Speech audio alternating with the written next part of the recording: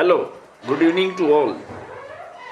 आज मार्केट में हालांकि मैं मानता हूं कि मेरा आकलन सही नहीं साबित हुआ, क्योंकि मैं आज मार्केट में अच्छी बढ़त की अपेक्षा कर रहा था आप लोगों की तरह, लेकिन मैं गलत साबित हुआ।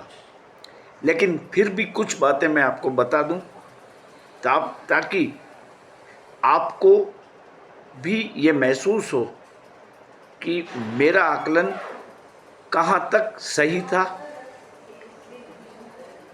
तो देखिए, आज गिफ्ट निफ्टी मतलब निफ्टी को करीबन 271 पॉइंट का उछाल मिला इन द बिगिनिंग, जो कि मैंने कहा था कि इम्प्रेसिव अप मार्केट जाएगी, और वो 271 पॉइंट मेरा मानना है कि कम गैप अप तो नहीं है। लेकिन इसके बाद मार्केट गिरता रहा और गिरता ही रहा। लेकिन कल मैंने जो आपको 51,900 का कॉल दिया था बैंक निफ्टी आज करीबन 520 पॉइंट्स डाउन होने के बावजूद जो मैंने कॉल दिया था आपको, उसमें उसकी पोजीशन मैं आपको बताऊं, क्योंकि मैं हर वक्त आपको टाइमली एंट्री और टाइमली एग्जिट की बात करता आया हूं। मैं हर वक्त ये बोलता हूं कि आप मार्केट को देखते देखते अपनी स्ट्राइक प्राइस चलते हुए मार्केट के इंडेक्सेस को देखते हुए तय करें। ये मैं बोलता रहता हूं, और मैं ये भी बोलता हूं कि हेजिंग कर लें। जिस साइड मार्केट जाए उसकी ऑपोजिट का कॉल या पुट आप स्क्वायर ऑफ कर दीजिए। हालांकि मैं मानता हूं कि कल मैंने कहा था कि हेजिंग की ज़रूरत नहीं है फ़िलहाल, लेकिन मार्केट को देखते देखते आप हेजिंग भी कर सकते हैं। लेकिन कोई बात नहीं, ये 51,900 का कॉल जो मैंने दिया था वो 403 वाला कॉल जो मॉर्निंग में मिल रहा था 403 के आसपास, वो 447 तक गया।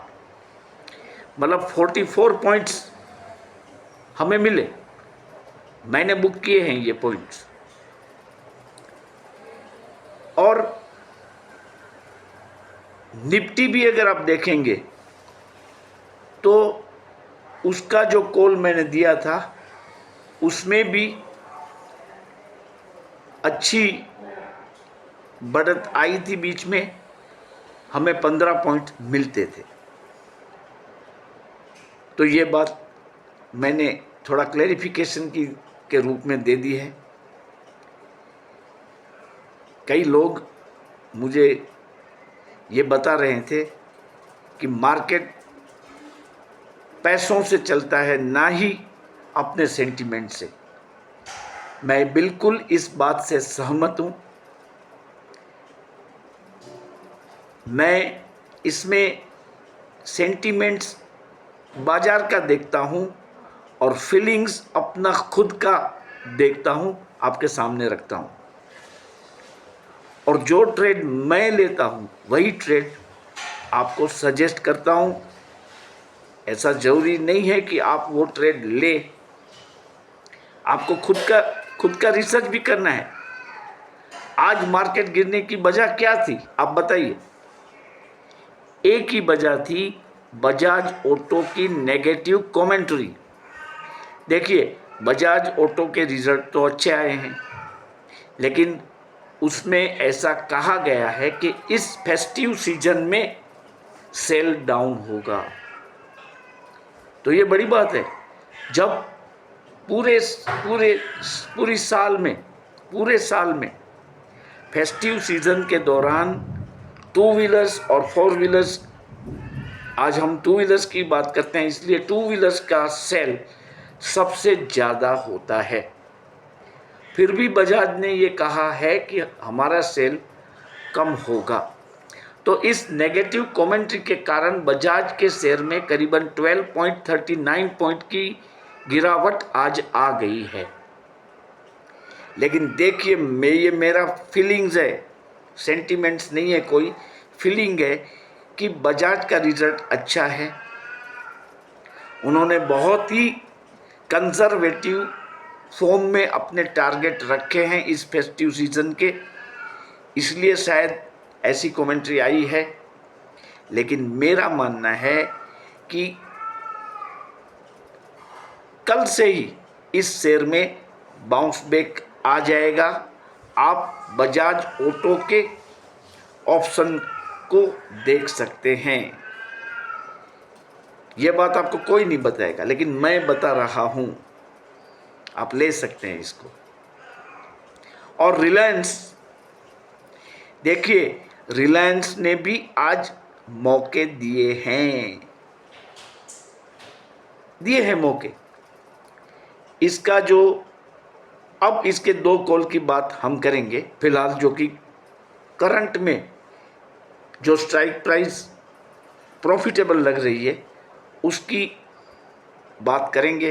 तो देखिए, इसका 2700 वाला कॉल जो था वो 53 उसका प्रीवियस क्लोज था, आज वो 57 पे खुला और 66 तक गया। देखिए, मैंने इसमें प्रॉफिट बुक कर लिया है 2 बार। प्रॉफिट हालांकि छोटा था, 500 450 रुपये का, लेकिन मैंने बुक कर लिया। लेकिन इसके बाद ये 46 पर आ गया, 2700 वाला कॉल, और 2720 वाला कॉल 42 वाला आज खुला 50 रुपीज़ पे और 53 तक गया। लेकिन बाद में 36 पे वो लो उसने 36 का लगाया और 43 के ऊपर ये बंद हुआ है। देखिए, 2700 वाले कॉल में जब मार्केट बंद हो रही थी तब 10 लाख बायर थे, 10 lakhs बायर, और seller hardly less than 5 lakhs थे। इसी तरह 2720 वाले कॉल में 6 lakhs से ज़्यादा बायर्स थे और 3 लाख के करीब सेलर थे। इसका मतलब यह है कि इसमें बायर बढ़ते जा रहे हैं, तो कल ये ऑप्शन भी चलेंगे, तो आप ले सकते हैं ये दोनों ऑप्शन, 2700 और 2720 वाला ऑप्शन।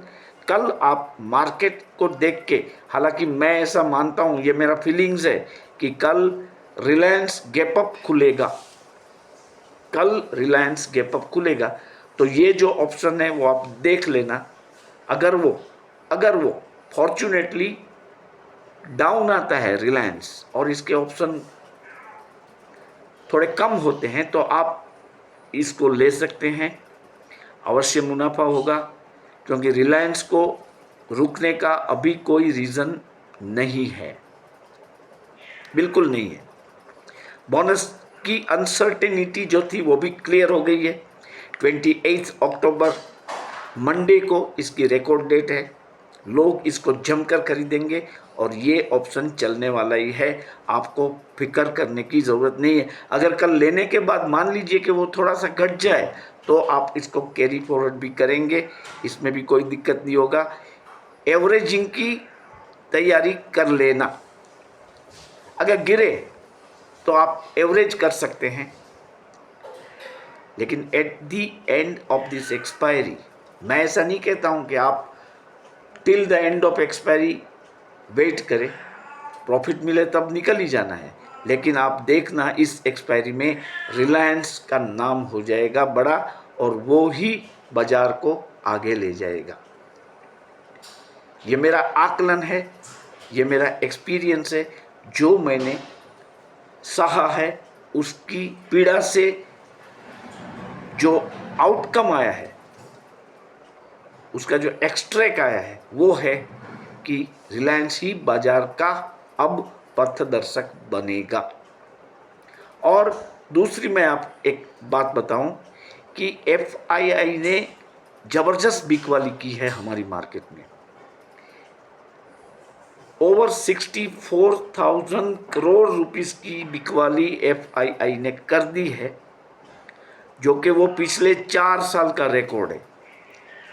आप सोचिए, 4 साल में इतनी बिकवाली नहीं हुई थी जो अब हो रही है, अब तक हो चुकी है। तो मैं आपको ये बताऊं कि चाइना फैक्टर के कारण यहाँ से लोग पैसे लेके चाइना में लगा रहे हैं, लेकिन ये फैंसी कम हो गई है। चाइना का जो स्टिमुलस पैकेज जो आया है, उसकी जो अमाउंट है वो इंडस्ट्रियलिस्ट और लोगों और इन्वेस्टरों की अपेक्षा से काफ़ी कम है। तो अब ये जो इश्यू है वो धीरे धीरे हल हो जाएगा। तो मार्केट में मैं बुलिश ही हूँ। आज निफ्टी 220 पॉइंट तक गिरा क्योंकि एक्सपायरी थी। इसका PCR पुट कॉल रेशियो बहुत ही ओवरसोल्ड हो गया है। बैंक निफ्टी का भी ऐसा है, जैसा कि कल मैंने बताया था कि बैंक निफ्टी में 1000 पॉइंट की रैली आ सकती है, और इसका ट्रिगर है एक्सिस बैंक, HDFC बैंक और कोटक बैंक के नतीजे। देखो, मैंने इन्फोसिस का कॉल आपको दिया था, वो आज बढ़ा है, आप देख लीजिए। तो अब देखो, ऑयल में, क्रूड ऑयल में बढ़ोतरी हो रही है, उसके दामों में फिर से।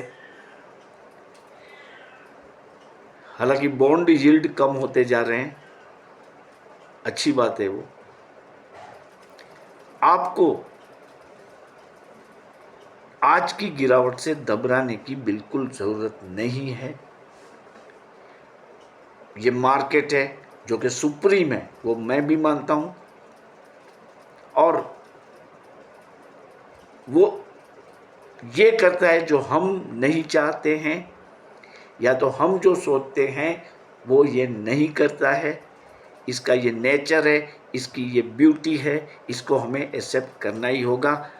तो गिरावट जो आई है वो सरप्राइजिंग नहीं है, क्योंकि FII की बिकवाली का जो फिगर है बहुत बड़ा आ गया, और बजाज की जो कमेंट्री आई बहुत नेगेटिव आई। लेकिन मैं इससे सहमत नहीं हूँ। अच्छा मॉनसून गया है, अच्छी बारिश हुई है, अच्छी फसल लहराती है हर स्टेट में।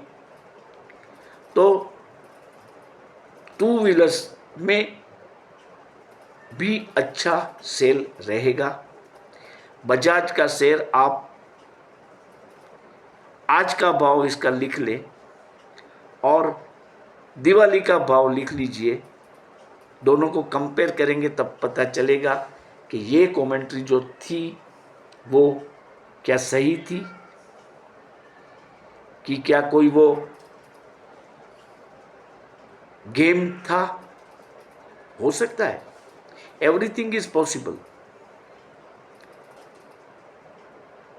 ये इसके कारण और जितने टू व्हीलर्स के शेयरों के दाम थे वो आज गिर गए। तो ये सब कॉरपोरेट्स का वनडे मैच होता है, इसमें किसी के कहने की जो उसका जो आशय है, उसके पीछे का जो आशय, वो हमें पता नहीं लगता। क्या आपको लगता है कि टू व्हीलर्स के सेल कम होंगे? अभी से सेल हो रहे हैं, अभी से। मैं आपको बताऊं, इलेक्ट्रिक व्हीकल्स का पेनिट्रेशन स्लो हो गया है, क्योंकि उसमें और उसका परफेक्शन करना बाकी है। बहुत फरियादें आती है लोगों की। और आज IPO का एक जो हुंडई का जो IPO था, उसकी आज अंतिम तारीख थी, तो इसके कारण भी प्रॉफिट टेकिंग आया। कई लोगों ने आज उसमें पैसे लगाए हैं, हुंडई में। तो इस सब चीज़ों को चलते और कुछ खबरें भी आने वाली है। चाइना का डेटा आने वाला है कंजप्शन का, यूएस का आने वाला है, यूरोपियन यूनियन बैंक्स के इंटरेस्ट रेट कट की मीटिंग भी होने वाली है। तो ये सब जो कि वैसे एक सामान्य प्रक्रिया है मार्केट से जुड़ी हुई, और इसका इमीडिएट इम्पैक्ट आता है, वो भी बात सही है। तो आज का मार्केट का गिरना वो कोई मुझे ऐसी एबनॉर्मल बात नहीं लग रही है। हालांकि मैं गलत हुआ हूँ, ये बात मैंने पहले ही एक्सेप्ट कर ली है। काफ़ी लोग गलत हुए होंगे, रिलायंस में तो हुए ही होंगे, लेकिन मैंने आपको बताया कि जो जो कॉल ऑप्शंस मैंने दिए थे उसमें पैसे बन सके हैं। आप यही समझिए कि आपको मार्केट देखते देखते अपनी स्ट्राइक प्राइस डिसाइड करते करते ट्रेड लेना है। इसका मतलब आप गहराई में सोचिए, फिर आपकी कंप्लेन ऐसी नहीं रहेगी कि अगर किसी ने बैंक निफ्टी आज लिया होगा तो उसका क्या हाल हुआ होगा। देखो, मैंने कल स्पष्ट रूप से कहा था कि जैसे मार्केट खुले आपको कॉल लेने हैं। हेजिंग की ज़रूरत इसलिए नहीं लगती है कि रिलायंस बढ़ने वाला है, और रिलायंस बढ़ेगा तो निफ्टी भी बढ़ेगा। ये एक हमारा कल का एक पॉइंट था, इम्पोर्टेंट पॉइंट। तो अगर आपने शुरू में prior to the opening of the market आपने मार्केट लिमिट प्राइस से ऑर्डर अगर आपने डाले होंगे और आपको ट्रेड मिल गए होंगे तो आप कमाए होंगे। लेकिन अगर आप ग्रीड में रहेंगे, रिलायंस की बात नहीं कर रहा हूँ, उसमें तो मुझे भी ग्रीड है, सबको ग्रीड है, लेकिन बाकी के कॉल में बैंक निफ्टी और निफ्टी में तो फास्टेस्ट फिंगर फर्स्ट की बातें भी मैं करता आया हूँ। ये चीज़ों का महत्व क्या है वो कृपया आप समझ लें। ये चीज़ें सुनने की नहीं है, लिखने की है, इम्प्लीमेंट करने की है। और जब मार्केट आपको इनडिसिसिव लगता है, आपको, मैं अगर कहूँ कि कल मार्केट बढ़ेगी, ठीक है, वो मैंने मेरा ओपिनियन रख दिया, लेकिन अगर आपको जब उस पर डाउट आता है तो आप हेजिंग करके चलें, एटलीस्ट बैंक निफ्टी और निफ्टी में। और जैसे मार्केट खुले आपको पता लग जाएगा कि क्या चल रहा है, नहीं चल रहा है उसको निकाल दो, और जो चल रहा है उसको रखो कुछ मिनटों के लिए, घंटों के लिए, जैसे प्रॉफिट मिले बाहर हो जाओ, आपकी पोजीशन क्लियर हो जाएगी। तो कृपया आप इस चीज़ों को समझें और बिल्कुल हौसला ना हारे। मार्केट दिवाली से पहले ही अपने ऑल टाइम हाई को छू लेगी। बैंक निफ्टी में 1000 पॉइंट का उछाल within 4 to 5 trading session आ सकता है, बिल्कुल आ सकता है। तो ये भी आप जान लें कि ये हमारा एजुकेशनल वीडियो है। मैं कोई शेयरों की खरीद या बिक्री की रिकमेंडेशन नहीं दे रहा हूँ। आपको अगर कोई लॉस होता है तो इसके लिए ये चैनल जिम्मेदार नहीं है, ये तो आप सब भी समझते ही हैं। और रही सब्सक्राइबर काउंट की बात, तो मैंने देखा है कि जब मार्केट डाउन हो जाती है तो व्यूअर्स भी कम हो जाते हैं, हमारे वीडियो पे व्यूज़ भी कम मिलते हैं, और सब्सक्राइबर्स का जो काउंटर है वो भी स्लो हो जाता है, मार्केट की तरह गिर जाता है। तो ऐसा मत करें, क्योंकि मार्केट गिराने में मेरे जैसे यूट्यूबर का कोई योगदान नहीं है। आपको सिर्फ यही समझना है, हम जब अपना टाइम इन्वेस्ट करके वीडियो बनाते हैं तो कृपया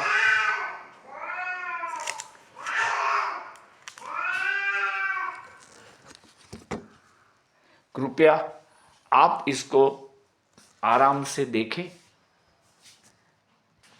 पूरा वीडियो देखें और जहां तक हो पाए आप चैनल को सब्सक्राइब भी करते, क्योंकि जैसा कि मैं बार बार कहता आया हूं कि ओवर 36% लोग मेरी चैनल को देखते आ रहे हैं, लेकिन पता नहीं क्यों वो सब्सक्राइब नहीं करते हैं। तो ऐसे लोगों को मेरी रिक्वेस्ट है कि वो सब्सक्राइब कर दे और मुझे सहयोग दे।